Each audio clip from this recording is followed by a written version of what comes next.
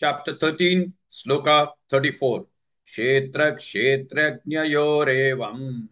Kshetra kshetrajnayorevam. Kshetra kshetrajnayorevam.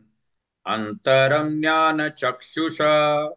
Antaranyana chakshusha. Antaranyana chakshusha. Kshetra kshetrajnayorevam.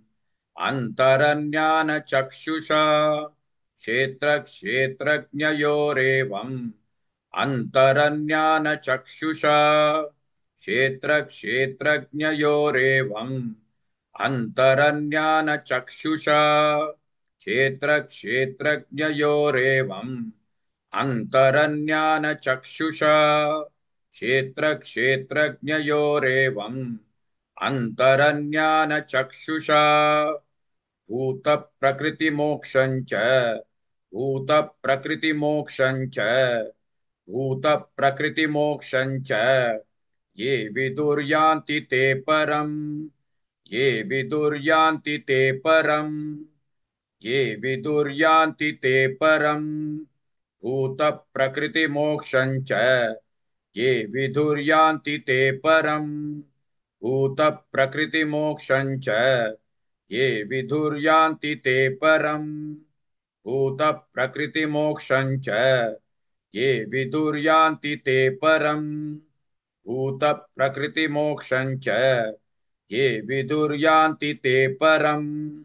Bhuta prakriti mokshancha. Ye viduryanti te param.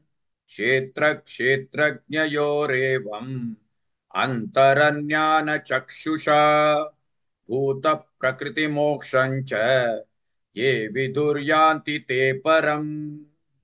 Please like and share this video because you could be instrumental in helping someone around the world recite the Srimad Bhagavad Gita, thereby helping them to have a life of unending opulence, victory and prosperity.